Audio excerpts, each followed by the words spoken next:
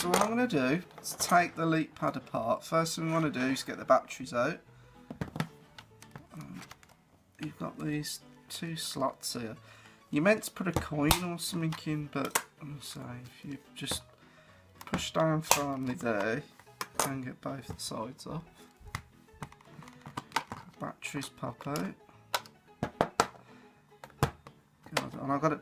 This stinks of the Ambipure at the bottom. It's a really like strong, pungent smell.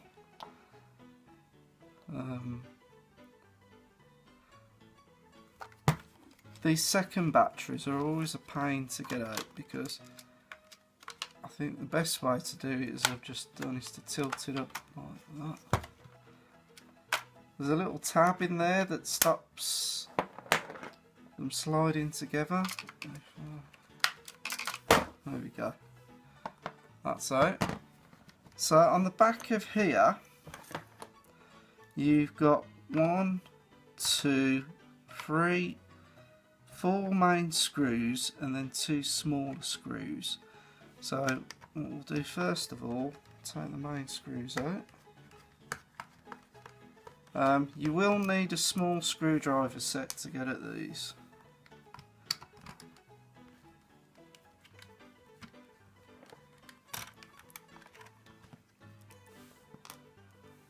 Now I suppose it's any mums or dads line of work out there. The kids bring you broken toys. You do take them apart and try and fix them. I have had some luck with some stuff. Other stuff, it's just like, sorry kids, that's tried, but that's not going to be fixed this time. So I'm keeping the 4 screws together there. It's the 2 smaller screws now that's still holding it together. So I'll put them on the one side. Keep pressure on.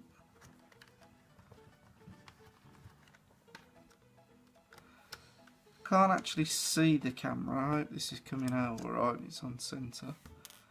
Put one of them there. And on for the other side. Okay.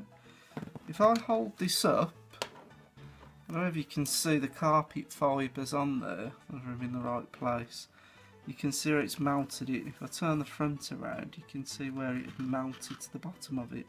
And it also dripped in this switch here, the home button, and if you press that, it's not working. I tried to poke it through yesterday, it didn't work. But anyhow, now I've got all the screws out, I think everything's out of it. I think what I found yesterday, the bottom of that slides down and then lifts up. If you keep sliding, there we go, it just pop up like that. There are some wires and it is sticky on that point there. There's those wires there, so you don't want to pull too hard on that part. And you've also got these bits here. These are awkward because these stop the batteries from knocking into each other. When you put the case back on, they're awkward to get back in. Now the button sits behind this panel here. That panel there does the multi-button there. So what I'm going to need to do, take the speaker off, take the 2 screws here off. We shall have to pop that panel up then. This screw here on the speaker is quite a long screw. So I'm going to put that to one side so as not to confuse it when we put it back. I'll get that. Stick to the screwdriver. Well, there we go. I'll put that on there. And the speaker should just lift up out of that. There we go. The speaker was connected, just put it to the one side. And then I can undo that screw there, this screw here, and get the panel off. Again, I'm going to put these screws to another side so I don't mix them up. If it is the first time you're taking something apart, I always advise, try and remember what went where and keep the screws together, because it's always a nightmare. You put it all back together and you got screws left over or screws in the wrong place. So if I pull this off, And there is the plastic switch. And that switch is pressing on this button here. That press button. And it's meant to push on that, but since the oil from the air freshener went on it, it's fused all around there. So that's not working, so I'm just going to take that off completely. I suppose I could try and smooth and work around that, but yeah, I haven't got anything to hand to do it at the minute. And I think it's more that should press in to that, but whenever it's melted it stopped that from working. So again, I'm going to leave that off. So all I'm going to do, slip that back under, pop it back into place. It lines up in those two retaining holes there, and then I've just got to put the screws back on. Pop that screw on.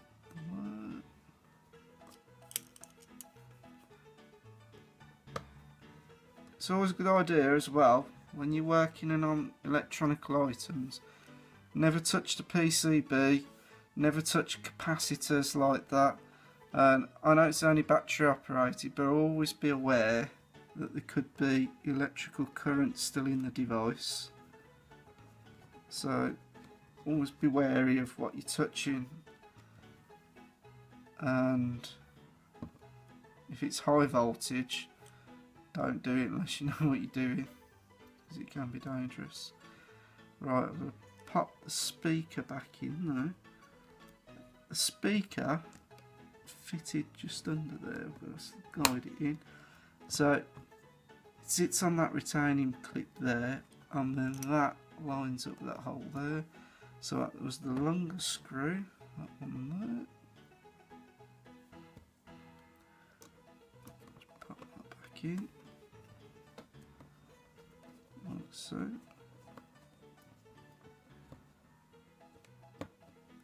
we go. I'm just going to pop the wires back under that there, so that's protected.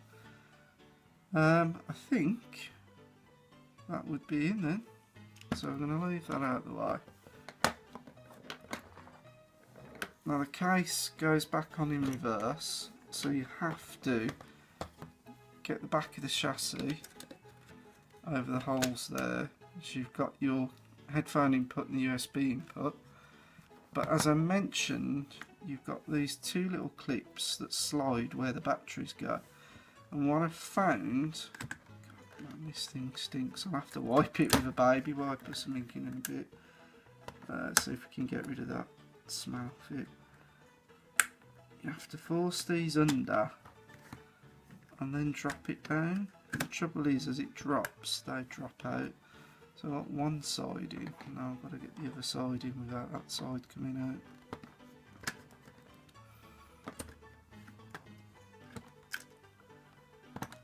Line not up there, and you have to sort of angle them in and then twist them. Yeah, far easier said than done. This is, it's one of them awkward things that it's just a pain to get it back as it was.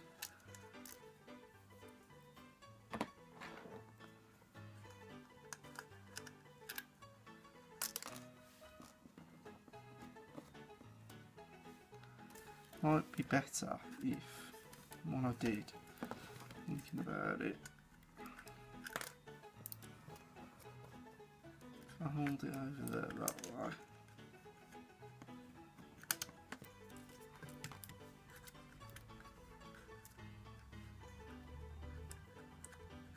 once it's in, twist it round and it sits on that. Do the same with the other one.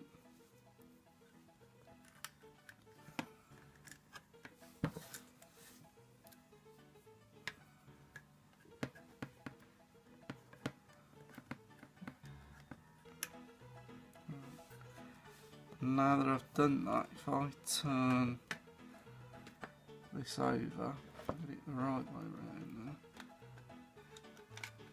there, that should clip back into there. So what I'm going to do, I'll now flip this over now that they're stuck in, and then this slides, if I turn that back round, in over that there.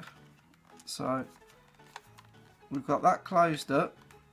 Looks like all the holes are lining up. What I need to do, I'll put the 4 big screws in first. One went there.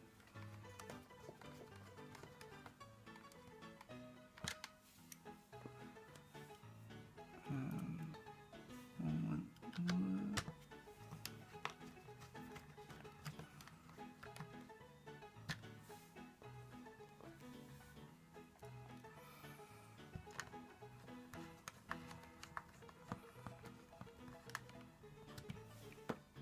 And one more for the back, and then we've got the 2 smaller screws that go in by the battery and the stylus.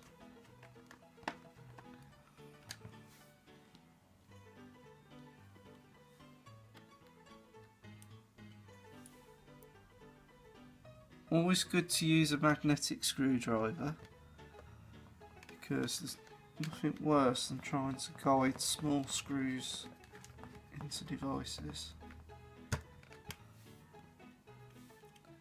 And this last one is quite tricky, because you've got the magnet for the stylus on the side.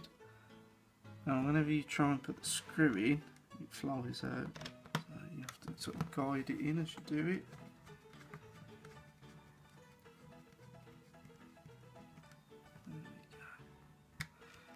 Right, so that back in, battery's in there, so negative goes that way.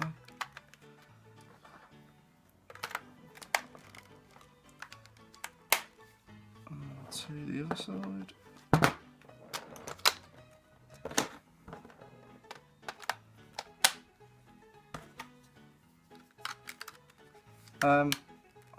These are actually seeded to which side they go on. There you go, that's one. That's 2. And what I'm going to do, if I fire that up, show you it's working.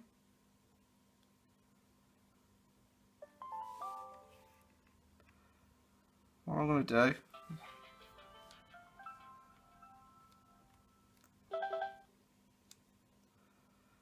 I'm just going to turn it away so you don't see the profiles. We'll go in as a guest.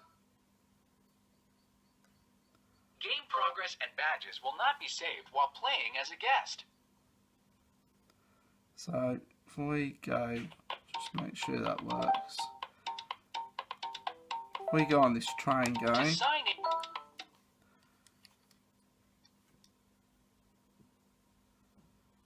Oh, goes that way. Jewel Train. Station Master. Play a new game. Level 1.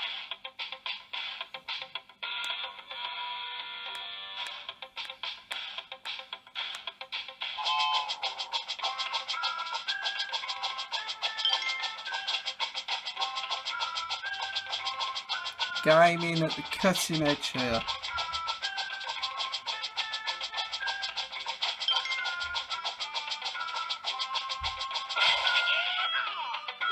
done.